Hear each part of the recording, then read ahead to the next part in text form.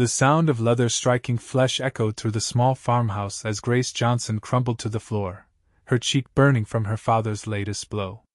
All she'd done was suggest they might sell some of their land to pay the mounting debts. Now she was paying for that opinion with pain, as she had so many times before.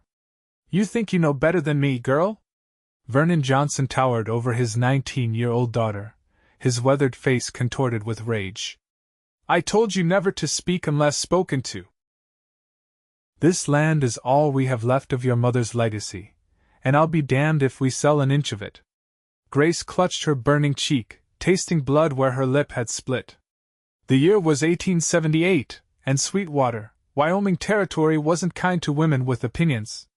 But neither was her father, who had grown increasingly violent since her mother died 3 years ago. "I'm sorry, Pa," she whispered, though she wasn't. The farm was failing, and they both knew it.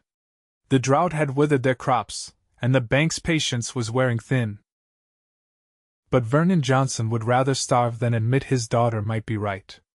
Vernon grabbed a fistful of Grace's honey blonde hair.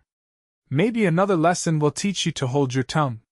Grace braced herself for the next blow, but it never came. The front door crashed open, letting in a gust of prairie wind and the tall silhouette of a man she'd never seen before. "Mister, you'd best take your hands off that young lady." The voice was deep, steady, and left no room for argument. Grace's father released her hair and turned to face the intruder. "This is family business, stranger. Get off my property." The man stepped into the light of the oil lamp. He wore trail-dusted clothes, a worn leather vest, and a gun belt that had clearly seen use. His sandy hair was partially hidden beneath a wide-brimmed hat, but Grace could see his eyes sharp blue and fixed on her father with an intensity that made Vernon take a step back. "Name's Lucas Armstrong," the stranger said. "I was riding by, heard the commotion. Thought someone might need help." His gaze shifted to Grace, taking in her reddened cheek and split lip with a flash of controlled anger. Vernon moved to block Grace from view. "We don't need any help. Now get." "I wasn't asking you," Lucas interrupted, looking past Vernon to Grace. "Miss? Are you all right?" Before Grace could answer, Vernon lunged forward. "I said get out." Lucas sidestepped with surprising grace for a man his size. In one fluid motion, he caught Vernon's arm and twisted, forcing the older man to his knees. "I don't take kindly to men who beat women," Lucas said, his voice dangerously quiet. "Especially their own kin." Grace struggled to her feet, her mind racing. This stranger, this cowboy, had just done what no one in Sweetwater had ever dared, stand up to Vernon Johnson. "Please," she found herself saying. "Don't hurt him." Despite everything, he was still her father. Lucas nodded once and released Vernon, who sprawled on the floor, cursing. "Get your things," Lucas told Grace. "You're not staying here." Vernon scrambled to his feet. "She's not going anywhere with you. She's my daughter." "A daughter you treat worse than a stray dog," Lucas replied evenly. "She's coming with me, and if you try to stop us, we'll see how brave you are against someone who can fight back." Grace hesitated only a moment. She had dreamed of escape for years but never had the means or courage to leave. Now, staring at this stranger who'd appeared like an answer to prayers she'd stopped believing in, she made her choice. "I'll get my things," she said, her voice stronger than she expected. Vernon lunged for his shotgun leaning against the wall, but Lucas was faster. He drew his revolver with practiced speed and aimed it at Vernon's chest. "Don't," was all he said. Grace rushed to her small bedroom and stuffed what little she owned into a worn carpet bag: 2 dresses, her mother's hairbrush, a tattered Bible, and the silver locket containing a faded image of her mother. She could hear her father's threats and the cowboy's steady responses as she gathered her meager belongings.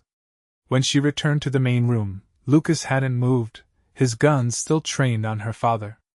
"Ready?" he asked, not taking his eyes off Vernon. Grace nodded, clutching her bag. "Yes. You walk out that door with him, you're dead to me," Vernon spat. "Don't ever think about coming back." Grace felt tears threatening but refused to let them fall. "Goodbye, Pa." Lucas backed toward the door, keeping himself between Grace and her father. When they reached his horse, he helped her mount before swinging up behind her. "Where are we going?" she asked as they rode away from the only home she'd ever known. "My sister has a place in town," Lucas replied. "She'll take you in until we figure something better." As they rode beneath the vast Wyoming sky scattered with stars, Grace felt a strange mixture of terror and hope. She had no idea what tomorrow would bring, but for the first time in years, she was free from her father's fists. Lucas Armstrong hadn't planned on playing hero when he'd ridden past the Johnson farm. He'd been heading back to town after delivering a message to a ranch outside Sweetwater. But the sounds of violence and a woman's cry had drawn him like a magnet. He couldn't ignore it, not after what had happened to his mother. The girl sitting in front of him on his horse seemed tense but determined. She hadn't cried or broken down the way some might have. There was a strength in her that impressed him. "You got family elsewhere?" he asked as they rode. "No," Grace replied. "Just Pa. My ma died 3 years back." Lucas nodded, though she couldn't see it. "I'm sorry about that. My sister Martha runs a dress shop in town. She'll have room for you to stay a while." "Why are you helping me?" Grace asked suddenly. "You don't know me." Lucas was quiet for a moment. "Let's just say I've seen what happens when no one steps in to help." They rode into Sweetwater as the town was settling down for the night. A few lanterns still glowed in windows, and the saloon at the far end of Main Street was alive with piano music and raucous laughter. Lucas guided his horse to a modest 2-story building with "Armstrong Dress Shop" painted on a sign out front. Martha Armstrong was a practical woman of 30 who had been running her own business since her husband died in a mining accident 5 years earlier. She took one look at Grace's bruised face and ushered her inside without question. "You can have the spare room upstairs," Martha said, putting a kettle on the stove. "Lucas, what happened?" While Lucas explained the situation at the Johnson farm, Martha tended to Grace's injuries, applying a cool cloth to her swollen cheek. "Vernon Johnson." Martha shook her head. "Everyone in town knows he's a mean drunk, but no one's done anything about it. Not even Sheriff Miller." "The sheriff knows?" Lucas frowned. "Knows and looks the other way. Vernon's cousin is married to the mayor." Martha turned to Grace. "You're safe here, honey. No one's going to hurt you in this house." Grace blinked back tears at the simple kindness. "Thank you. I can work sewing, cleaning, whatever you need." Martha smiled. "We'll talk about that tomorrow. For now, you need rest." After Martha showed Grace to a small but clean bedroom upstairs, she returned to find her brother staring out the window at the darkened street. "You did right by that girl," Martha said quietly. Lucas turned. "Her father might come looking for her. Let him try." Martha's jaw set in a way that reminded Lucas they shared the same stubborn streak. "I keep Pa's old shotgun under the counter." Lucas smiled slightly. "I'll be staying in town a while. Got some business with the cattle drive coming through next week anyway." "Good." Martha squeezed his arm. "That girl needs someone watching out for her." Upstairs, Grace lay in the unfamiliar bed, staring at the ceiling. Her cheek throbbed, but the pain was familiar. What wasn't familiar was the feeling growing in her chest, something between relief and terror. She had escaped, but to what? She had no money, no skills beyond farm work and basic housekeeping. And then there was Lucas Armstrong, a stranger who'd risked himself to help her. Men in her experience wanted something in return for their kindness. Her father had taught her that lesson well enough. But when Lucas had looked at her, she hadn't seen the calculating hunger she was accustomed to in men's eyes. Sleep eventually claimed her, bringing dreams of open skies and freedom she'd never dared imagine before. Morning brought sunlight streaming through unfamiliar curtains. For a moment, Grace was disoriented until memories of the previous night flooded back. She sat up quickly, wincing at the pain in her cheek. A dress was laid out at the foot of the bed, not one of her worn, patched garments, but a simple blue cotton dress that looked new. She dressed and made her way downstairs to find Martha already at work in the shop, pinning a pattern to fabric. The older woman looked up and smiled. "Good morning. There's coffee and bread in the kitchen. Once you've eaten, I could use help with some basting stitches if you're handy with a needle." Grace nodded gratefully. "Very handy. Ma taught me to sew before I could write my name." After a quick breakfast, Grace settled into work alongside Martha. The familiar motions of sewing calmed her nerves, and Martha proved to be a patient teacher when showing her the shop's particular methods. Around noon, the shop bell jingled, and Lucas entered, carrying a parcel. "Brought lunch," he announced, setting the package on a clear space on the cutting table. "Thought you ladies might be hungry." Martha unwrapped the paper to reveal fresh bread, cheese, and sliced apples. "Bless you, little brother. I was too busy to think about cooking." As they ate, Lucas studied Grace. In the daylight, her injuries looked worse, a purple bruise blooming across her cheekbone and her lips swollen on one side. But there was color in her face today, and she sat straighter than she had the night before. "How are you feeling?" he asked. Grace met his eyes briefly. "Better. Thank you for what you did." Lucas shook his head. "No need for thanks. Anyone would have done the same." "No," Grace said firmly. "They wouldn't. No one ever has before." A heavy silence fell over the table until Martha cleared her throat. "Lucas, why don't you take Grace around town this afternoon? She should know her way about if she's staying." Lucas nodded. "Good idea. That is, if you're up for it, Miss Johnson?" "Grace," she corrected. "And yes, I'd like that." After helping Martha clean up, Grace found herself walking beside Lucas down Sweetwater's main street. The town was busier than she'd seen it in years. The drought had kept most farmers close to their land, herself included. "Cattle drives coming through next week," Lucas explained, noticing her surprise at the activity. "Town's preparing for the business. I'm contracted to help move the herd to the railhead in Cheyenne." "You're a drover?" Grace asked. "Among other things. I guide, scout, drive cattle when the work's there. I do some breaking of wild horses for the army contracts, too." He tipped his hat to a passing woman. "Whatever honest work pays." They passed the general store, the blacksmith shop, and the small church before reaching the edge of town. Grace was conscious of the looks she received, some curious, others disapproving. A woman with a bruised face walking with a man who wasn't her husband or father was bound to cause gossip. "People are staring," she murmured. "Let them," Lucas said simply. "You've done nothing wrong." As they turned to head back to Martha's shop, a stocky man stepped into their path. Sheriff Miller, with his gray mustache and perpetually sour expression, looked Grace over with undisguised disapproval. "Miss Johnson, your father came to see me this morning. Says this man kidnapped you." The sheriff's hand rested on his holstered gun. Lucas stepped slightly forward. "That's not what happened, Sheriff."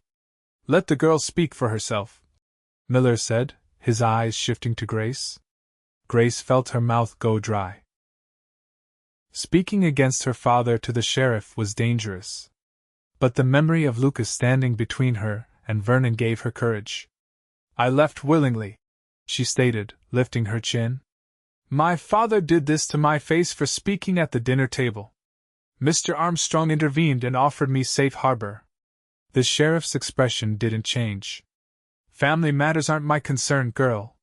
Your father has legal rights to—" "She's 19," Lucas interrupted. "A grown woman by law.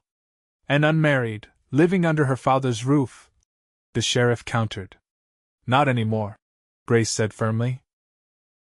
"I'm staying with Miss Armstrong and working in her shop." Sheriff Miller frowned. "Vernon won't like that." "Vernon can discuss it with me," Lucas said, his voice carrying a subtle warning that made the sheriff's eyes narrow. After a tense moment, Miller stepped aside. "Just keep the peace in my town, Armstrong. I don't want trouble." As they continued walking, Grace released a breath she hadn't realized she was holding. "Will he tell my father where I am?" Doesn't matter if he does, Lucas replied. You're not going back, and Martha's shop isn't on Johnson land. Your father has no right to force you. Grace wasn't so sure. Her father had never taken defiance well, and she just delivered the ultimate rejection. But she didn't share these fears with Lucas. He'd already done more than anyone ever had for her. Back at the dress shop, Grace threw herself into work, learning Martha's methods quickly. By closing time, she had finished basting 3 dress bodices and helped 2 customers select fabric for new skirts. You're a natural, Martha said approvingly as they closed up the shop. I've been needing help around here for months but couldn't find anyone suitable. Grace smiled, feeling useful for the first time in years. On the farm, her father had treated her work as expected rather than valued. I enjoy it.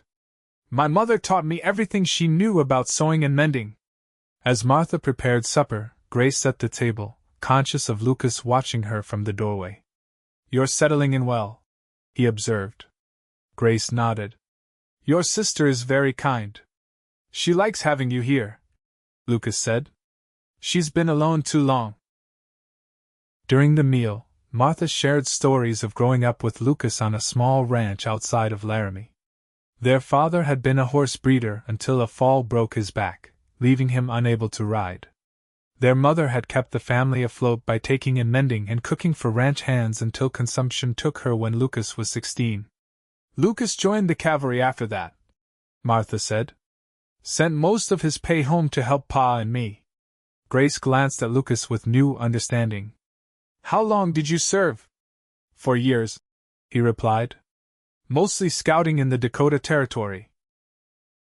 Came back when Pa passed. The conversation shifted to Martha's plans for expanding the dress shop to include ready-made clothing, a new concept she was eager to try. Grace offered suggestions based on what she'd seen women in the area prefer, and soon they were deep in discussion about practical fashion for frontier women. Later, as Grace prepared for bed, she heard voices from downstairs, Lucas and Martha speaking in low, serious tones. Curiosity drew her to the top of the stairs. Vernon Johnson came by the livery asking questions. Lucas was saying, "He's not letting this go." "What did you expect?" Martha replied. "Men like that can't stand losing control. Especially not to their womenfolk. I'm worried about what he might do. You should keep that shotgun close. And you? You're leaving for the cattle drive next week." There was a pause before Lucas answered. "I've been thinking about that. Might see if Jake can take my place. I don't feel right leaving until I'm sure Grace is safe." Grace retreated silently to her room, her heart beating faster. The idea that Lucas might stay in town because of her stirred feelings she wasn't ready to examine. She barely knew the man, yet in one night, he changed the course of her life completely. Sleep came fitfully, interrupted by nightmares of her father's rage. She woke before dawn, the habit of farm life too deeply ingrained to break in a single day. Rather than lie awake, she dressed quietly and made her way downstairs to start the coffee and begin breakfast preparations as a thank you to her hosts. She was surprised to find Lucas already at the kitchen table, cleaning his revolver by lamplight. "You're up early," he said without looking up from his work. "Farm habits," she explained, moving to the stove. "I can make coffee if you'd like." "Already made." He nodded toward a pot keeping warm at the back of the stove. Grace poured herself a cup and sat across from him, watching his hands move deftly over the weapon. "Did you sleep at all?" Lucas reassembled the revolver with practiced ease. "Enough. I'll catch more later." "I heard you and Martha talking last night," Grace admitted. "About my father. You don't need to change your plans on my account." Lucas finally looked up at her, his blue eyes serious.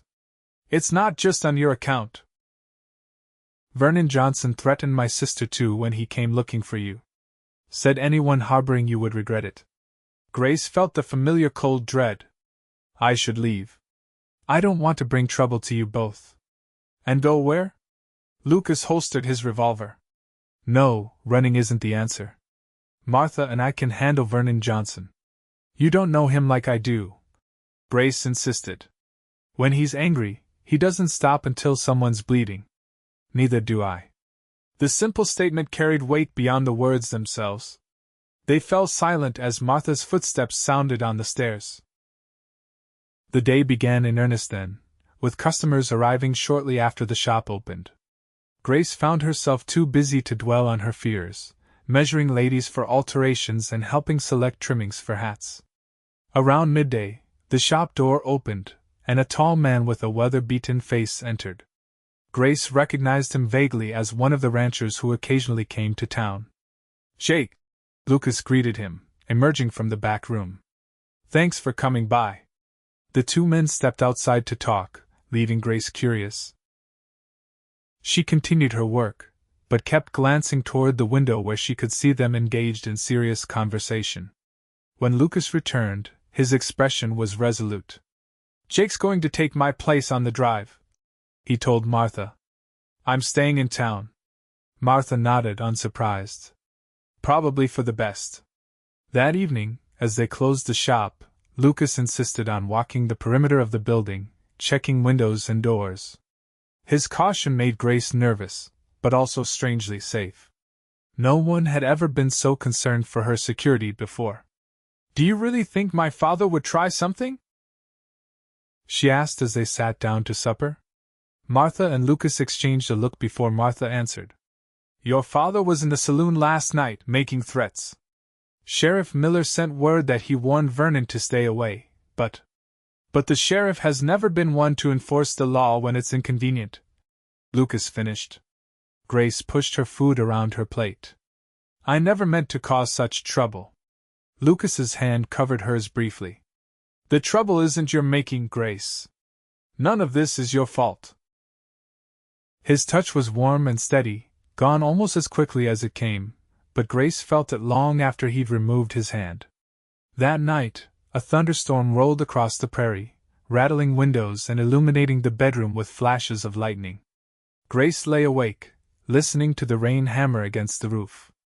A particularly loud crash of thunder made her flinch. Suddenly, she heard a different sound: glass breaking downstairs. Grace sat up, heart pounding. She slipped from bed and grabbed her shawl, wrapping it around her nightdress. Opening her door a crack, she peered into the darkened hallway. Martha's door remained closed, but she could hear movement downstairs. Gathering her courage, Grace crept toward the stairs. A flash of lightning revealed Lucas standing in the shop below, his gun drawn and aimed at the broken front window. "I know you're out there, Johnson," Lucas called. "Breaking windows won't get you what you want," a slurred voice shouted back from outside. "Send out my daughter Armstrong. She belongs with her family. She's not property," Lucas replied evenly. "Go home before you do something you can't take back." A gunshot cracked through the night, and Grace gasped as a bullet splintered the doorframe near Lucas's head. He ducked, moving swiftly to another position. Martha appeared beside Grace, clutching her father's shotgun. "Get back to your room," she whispered urgently. But Grace couldn't move. She watched in horror as another shot came through the broken window. Lucas returned fire, the muzzle flash briefly illuminating his determined face. "Vernon!" The sheriff's voice joined the chaos. "Drop the gun! This isn't the way!" There was a scuffle outside, raised voices, and then silence except for the continuing rain. After a tense minute, Lucas cautiously approached the window. "Sheriff's got him," he called up to Martha. "They're taking him to the jail." Grace sank to her knees on the stairs, trembling. Her father had actually tried to kill someone, all because she had dared to leave. Martha set down her shotgun and helped Grace to her feet. "Come on, honey. Let's get you some tea." Downstairs, Lucas was already boarding up the broken window, his movements efficient despite the late hour. When he saw Grace, he paused, concern crossing his features. "Are you all right?" Grace nodded mutely, though she wasn't sure if she was. Martha guided her to a chair and set about making tea while Lucas finished securing the window.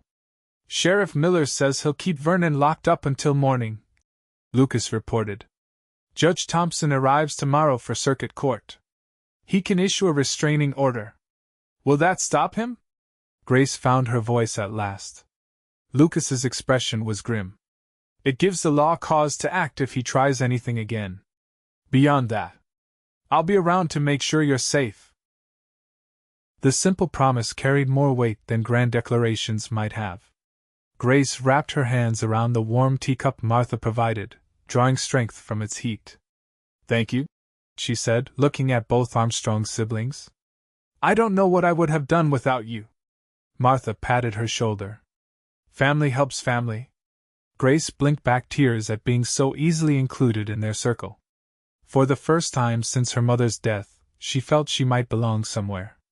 None of them slept much that night. Lucas insisted on keeping watch, while Martha and Grace took turns dozing in chairs nearby, unwilling to return upstairs. By dawn, the storm had passed, leaving behind a wash-clean world and a damaged shop front. Customers came anyway, drawn by curiosity about the night's events. News traveled fast in Sweetwater. Some expressed sympathy, while others eyed Grace with suspicion, as if she were to blame for her father's actions. Through it all, Lucas remained a constant presence, his quiet strength a buffer between Grace and the town's judgment. Judge Thompson arrived on the afternoon stage, a stern man with white side whiskers and piercing eyes. He heard the case immediately, with Sheriff Miller reluctantly providing testimony about Vernon's drunken attack. A restraining order is granted, the judge announced after brief deliberation. Vernon Johnson is to remain at least 100 yards from Grace Johnson, Martha Armstrong, and Lucas Armstrong at all times. Violation will result in imprisonment. Vernon, standing in chains nearby, spat on the floor. She's my daughter. I raised her after her mother died. You beat her for speaking her mind, Judge Thompson countered coldly. The law may be slow to protect women in these territories, but when it comes to gunfire in the streets, I have clear jurisdiction. You'll serve 30 days for public drunkenness and discharging a firearm within town limits. Count yourself lucky I'm not adding attempted murder. As Vernon was led away, he fixed Grace with a glare of such hatred it made her shiver. This isn't over, he hissed. The following week settled into an uneasy pattern. Grace worked in Martha's shop, quickly becoming indispensable as her skill with needle and thread matched Martha's own. Lucas divided his time between odd jobs around town and keeping watch over the shop. The boarded window was eventually replaced, but the memory of that night lingered. Grace found herself watching Lucas when he wasn't looking. The way his hands moved with sure purpose, whether he was mending a saddle or helping Martha move bolts of fabric, the quiet strength in his bearing, the rare smile that transformed his serious face. One evening, as they closed up shop, Martha announced she was visiting a friend for supper, leaving Grace and Lucas alone. Grace felt suddenly shy as she prepared a simple meal, aware of Lucas sitting at the table, whittling a piece of wood. What are you making? She asked to break the silence. Lucas glanced up. Just passing time. My father taught me to whittle when I was a boy. Grace set plates on the table. My mother taught me to sew. Pa taught me nothing except to fear his temper. Lucas set down his knife. Not all men are like your father, Grace. I know that now. She met his eyes briefly before turning back to the stove. They ate in companionable silence until Lucas spoke again. Your father's sentence is up next week. Grace stiffened. She'd been trying not to think about it. Do you think he'll come back? The restraining order is still in effect, Lucas reminded her. But I wouldn't put it past him to try something. He hesitated. I've been thinking about heading west. There's good land opening up in the Idaho territory. Martha's been talking about selling the shop and coming along. Grace felt her heart sink. Of course they would move on eventually. The Armstrongs had no obligation to keep her forever. That sounds like a fine opportunity, she managed to say. Lucas studied her face. We'd want you to come with us, of course. Unless you have other plans? Hope fluttered in Grace's chest. You'd want me to come? Martha would miss you terribly. Lucas said carefully.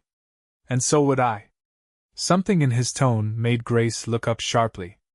There was an expression in his eyes she hadn't seen before, uncertain, almost vulnerable.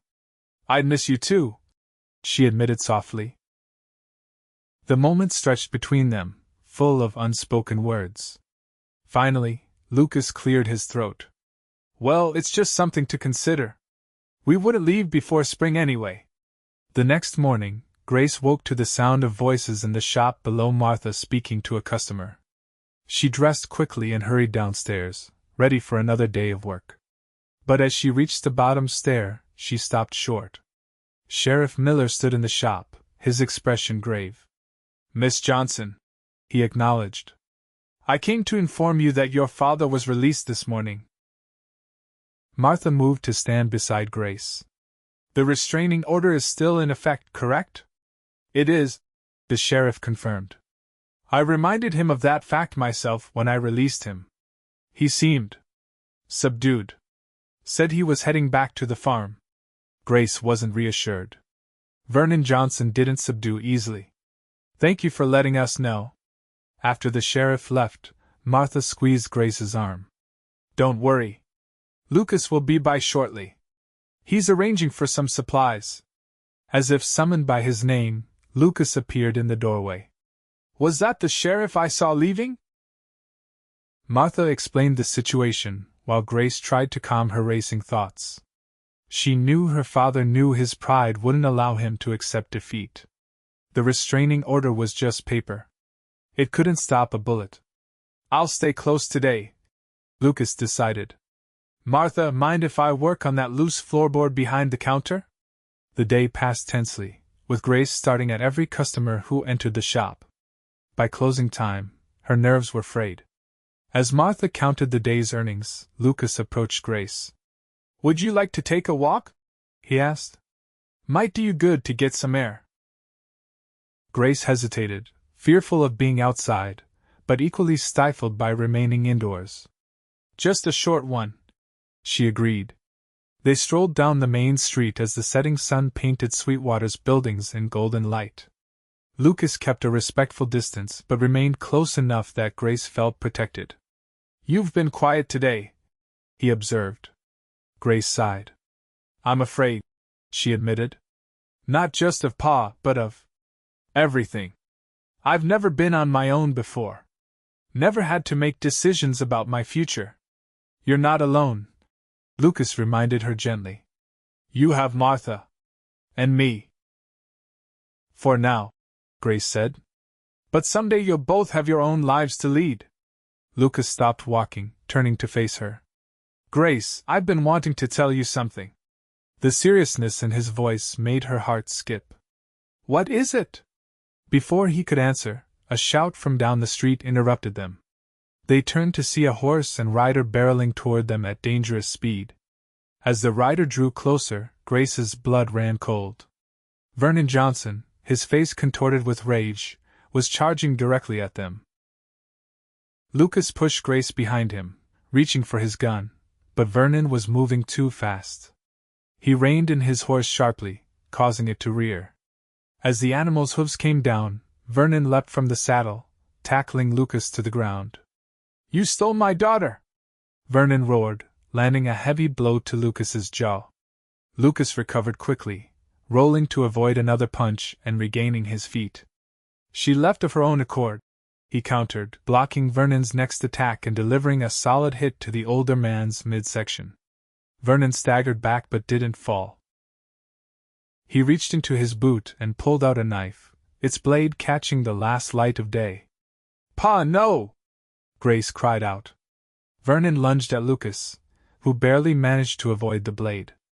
They circled each other as a crowd began to gather, drawn by the commotion. Drop the knife, Johnson! Sheriff Miller's voice cut through the crowd as he pushed his way forward, gun drawn. Vernon ignored him, feinting left before slashing right. Lucas winced as the knife sliced through his shirt sleeve, drawing blood. In that moment, Grace did something she'd never done before. She ran toward danger instead of away from it. She grabbed a broom from outside the general store and swung it with all her might, catching her father across the back of the knees. Vernon's legs buckled, and Lucas seized the opportunity. He tackled Vernon to the ground, wresting the knife from his grip. Sheriff Miller was there in seconds, handcuffs ready. "Vernon Johnson, you're under arrest for assault and violating a restraining order," the sheriff announced, securing the cuffs. Vernon struggled against the restraints, his hateful gaze fixed on Grace. "You ungrateful little, enough!" Lucas cut him off, standing protectively in front of Grace. "She's not yours to control anymore." As the sheriff led Vernon away, promising a much longer sentence this time, Grace turned her attention to Lucas's bleeding arm. "You're hurt," she said, reaching for his sleeve. "It's just a scratch," he assured her, though he winced when she gently rolled up the fabric to examine the cut. The gathered crowd began to disperse, now that the excitement was over. Martha pushed through the remaining onlookers, her face pale with worry.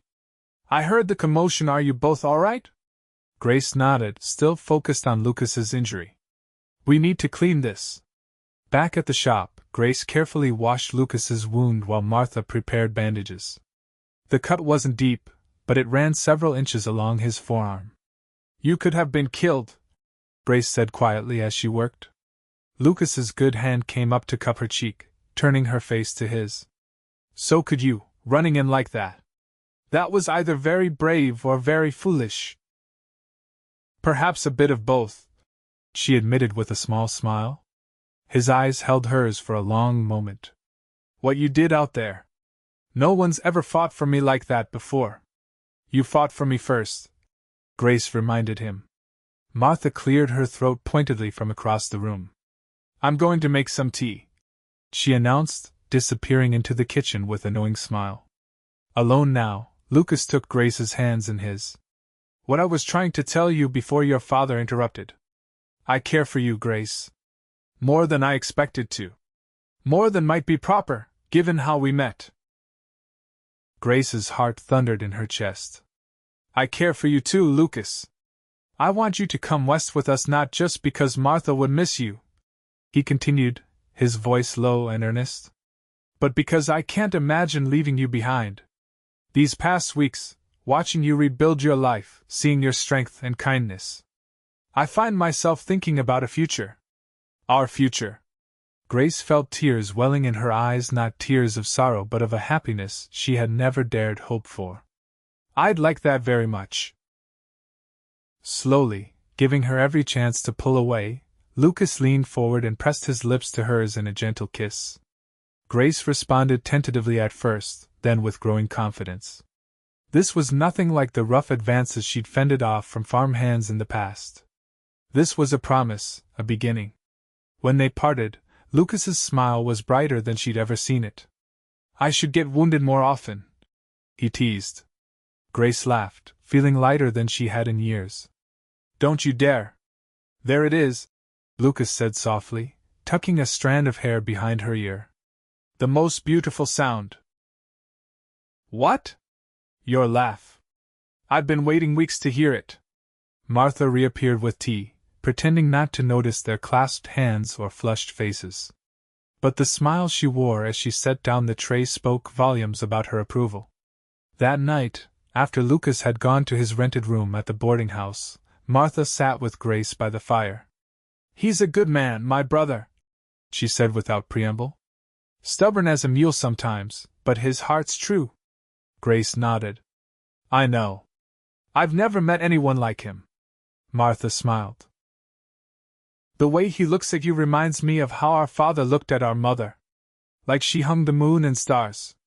"Do you really want to go west?" Grace asked. "I've been thinking about it for some time," Martha admitted. "The business is doing well, but I could sell it for a good price. Start fresh somewhere new." She studied Grace's face. "Would you want to go? Even if Lucas wasn't part of the equation?" Grace considered the question carefully. "Yes," she realized. "I think I would. There's nothing for me here but bad memories." "Then it's settled," Martha declared. "Come spring, we head west. The three of us." Vernon Johnson's second arrest resulted in a 6-month jail sentence, long enough to give Grace peace of mind about their immediate safety.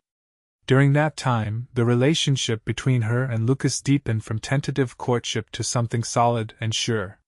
Lucas found steady work breaking horses for neighboring ranches, returning to town each evening to spend time with Grace. They took walks along the edge of town, talking about everything and nothing: his years in the cavalry, her memories of her mother, their hopes for the future in Idaho. Martha watched their growing attachment with approval, though she insisted on propriety. "No unchaperoned visits after dark," she declared firmly. "I won't have the town gossips saying my brother dishonored you." Grace appreciated the protection of Martha's reputation as much as her own. Despite the circumstances of her arrival in Martha's home, the townsfolk had gradually accepted her presence, especially as her skill with needle and thread became known. Several of the town's prominent ladies now specifically requested Grace's work on their garments. As winter settled over Wyoming, bringing snow and bitter winds, the shop became a warm haven. Martha began teaching Grace the business side of running the dress shop, showing her how to keep accounts and manage inventory. "You have a head for figures," Martha observed one evening as Grace balanced the monthly ledger. "Better than mine. My mother taught me basic arithmetic," Grace explained. "She said a woman should always be able to count her own money, even if the men think she shouldn't." "Wise woman, your mother," Martha said approvingly. Christmas approached, bringing with it a festive atmosphere despite the cold. The shop was busy with ladies ordering new dresses for holiday gatherings. Grace worked late into the evenings, her fingers flying over fine fabrics by lamplight. Lucas came by one snowy evening, stomping his boots at the door. "Still working?" he asked, finding Grace alone at her sewing table, Martha having gone to bed hours before. "Just finishing Mrs. Peterson's Christmas dress," Grace explained, setting aside her needle. "She's picking it up tomorrow." Lucas pulled up a chair beside her. "I have something for you." From his pocket, he withdrew a small package wrapped in brown paper. "Christmas isn't for another week," Grace protested. "This isn't a Christmas gift," Lucas said, suddenly serious. "Open it." Curious, Grace unwrapped the paper to find a small wooden box. Inside, nestled on a scrap of velvet, lay a simple gold ring with a single small pearl. "It was my mother's," Lucas explained as Grace stared at it in wonder. "My father gave it to her when they had nothing but hopes and hard work ahead of them." Grace lifted her eyes to his, her heart pounding. "Lucas." "I know it's fast," he said quickly. "We've known each other barely 4 months. But I've never been more certain of anything in my life." He took her hands in his. "Grace Johnson, will you marry me? Before we head west, so we can start our new life together properly?" Tears filled Grace's eyes as joy bloomed in her chest. "Yes," she whispered. "Yes, I will." Lucas slipped the ring onto her finger. It fit perfectly, as if meant for her all along. He leaned forward and kissed her, a kiss full of promise and dreams. The church was decorated with evergreen boughs and red berries when Grace and Lucas stood before the preacher on a clear January morning. Martha had made Grace a wedding dress of ivory satin with delicate lace trim, the finest garment Grace had ever owned. The entire town seemed to have turned out for the occasion. Even Sheriff Miller attended, offering gruff congratulations. Vernon Johnson remained in jail, unaware that his daughter was marrying the man who had taken her from his tyranny. "Dearly beloved," the preacher began, his voice filling the small church. Grace hardly heard the familiar words of the ceremony, too lost in Lucas's steady gaze. When it came time to speak her vows, her voice rang clear and confident. "I, Grace Johnson, take thee, Lucas Armstrong, to be my lawfully wedded husband." The words bound them together before God and community. But Grace knew their true bond had formed months ago on a dark night when a stranger had stood between her and harm, offering protection when no one else would. After the ceremony, the town gathered at the hotel for a modest reception. Martha had arranged everything, insisting it was her gift to them. As Grace and Lucas accepted congratulations and well wishes, Grace felt a sense of belonging she'd never experienced before. "Mrs. Armstrong," Lucas murmured in her ear as they shared their first dance. "How does it sound?" "Like freedom," Grace replied, smiling up at him. "Like home." That night, in a room Martha had vacated for their wedding night, Grace experienced tenderness she had never known existed. Lucas's hands, so strong and capable, touched her with gentle reverence. His whispered words of love healed wounds deeper than any visible bruise. In his arms, she found not just passion but a profound safety that allowed her to give herself completely. As winter gave way to early spring, preparations for their westward journey intensified. Martha sold the dress shop to a young widow from Laramie who had apprenticed under a Denver dressmaker. Lucas purchased a sturdy wagon and 2 teams of horses with his savings and the proceeds from selling his saddle horses. Grace, meanwhile, prepared for a journey unlike any she'd undertaken before. She sewed practical garments, sturdy skirts, and warm jackets, and packed Martha's carefully selected patterns for the dress shop they planned to open in Idaho. The night before their departure, Grace lay beside Lucas in their bed, unable to sleep from a mixture of excitement and apprehension. "Are you afraid?" Lucas asked softly, sensing her wakefulness. "A little," she admitted. "I've never been more than 10 miles from Sweetwater." Lucas's arm tightened around her. "We'll face whatever comes together." "I know." She nestled closer to him, drawing strength from his warmth. "That's why I'm not more afraid." Dawn broke clear and cool on their departure day. The wagon stood loaded in front of the shop, Martha directing the final arrangements of their belongings. Townspeople gathered to bid them farewell, many bringing small gifts for the journey. As they prepared to leave, a figure appeared at the edge of the crowd. Sheriff Miller approached, leading a thin, gray-faced man in worn clothing. Vernon Johnson stood before them, his eyes downcast, none of his former bluster evident. He had been released from jail the previous day. "He asked to see you before you left," the sheriff explained to Grace. "I told him it was your choice." Lucas moved protectively to Grace's side, but she placed a gentle hand on his arm. "It's all right," she said softly. She approached her father, stopping a few feet away. "Pa!" Vernon lifted his gaze slowly. "You look like your mother," he said roughly. "In that dress." Grace waited, unsure what to say. "I came to..." Vernon seemed to struggle with the words. "To say I was wrong. The drink and the failing farm. They turned me mean. Your mother would have been ashamed of what I became." Grace felt tears sting her eyes. This broken man bore little resemblance to the tyrant who had dominated her childhood. "I hope you find happiness out west," Vernon continued. "You deserve better than what I gave you."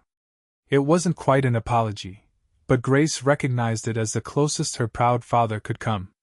"Thank you for coming to see me off," she said simply. Vernon nodded once, then turned away, shoulders hunched against the weight of his failures. As he walked away, Lucas came to stand beside Grace. "Are you all right?" Grace watched her father's retreating figure, feeling a complex mixture of emotions: lingering fear, old anger, unexpected pity, and finally, release. "Yes," she said. "I'm ready to go now." The journey west proved both challenging and exhilarating. Spring rains turned trails to mud, delaying them for days at a time. River crossings tested their courage and resourcefulness. But there were moments of pure joy as well, camping beneath star-filled skies, discovering breathtaking vistas as they crossed into Idaho territory, sharing songs and stories around evening fires.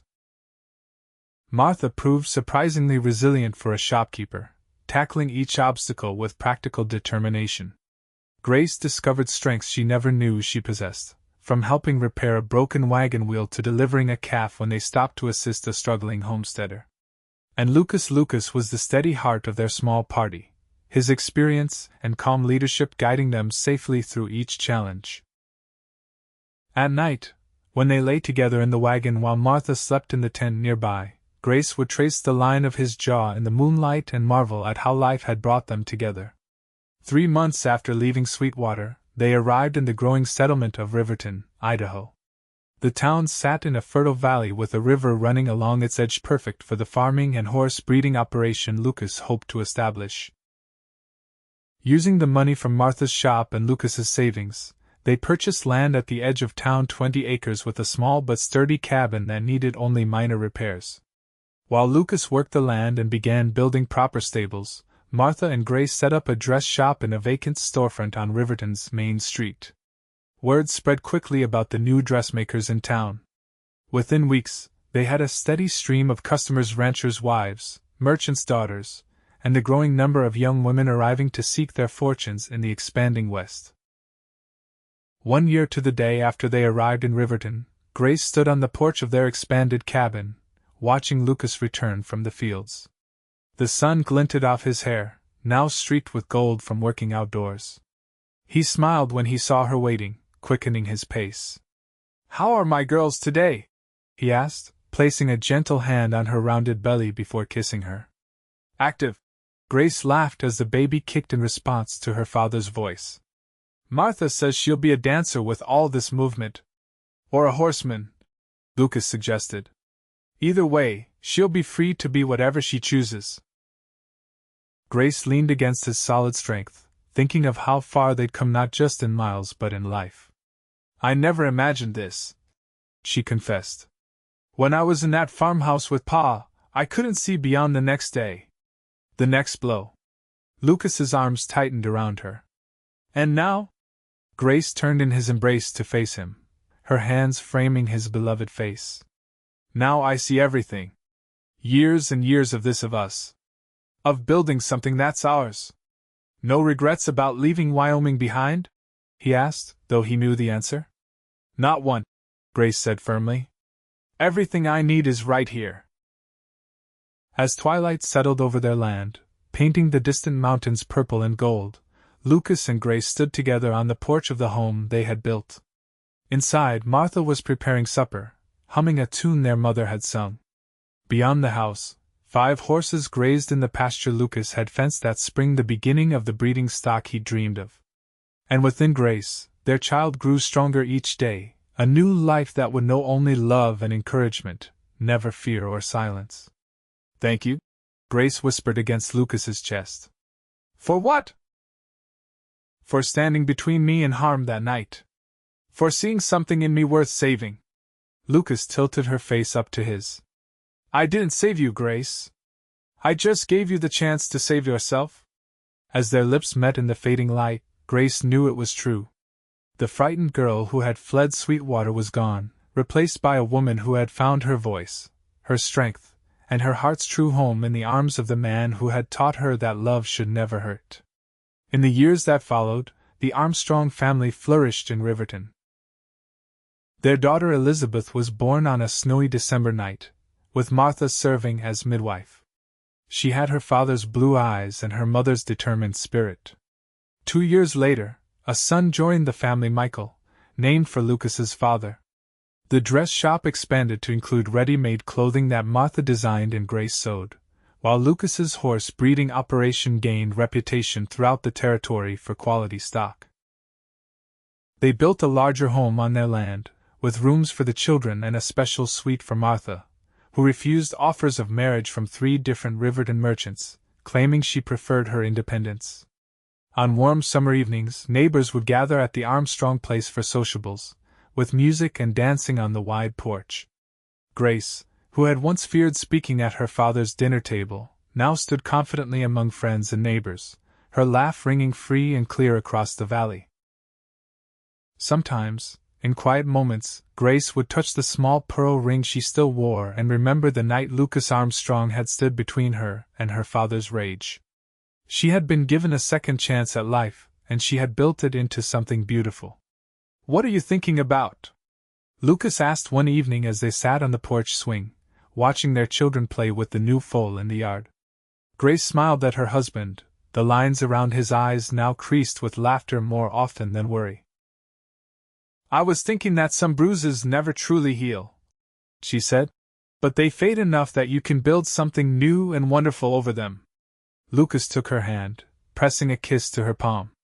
"You are the most wonderful thing I've ever built," he said softly. this life, with you. As the sun set over their Idaho valley, painting the world in shades of promise, Grace leaned her head against the shoulder of the man who had taught her that love was not about control but about freedom. The cowboy who had once stood between her and harm now stood beside her in a life either of them could have imagined on that fateful night in Wyoming. And Grace Johnson Armstrong, who had once been beaten for speaking, now raised her voice in joy, in anger, in love, secure in the knowledge that her words would always be heard and valued by those who truly mattered.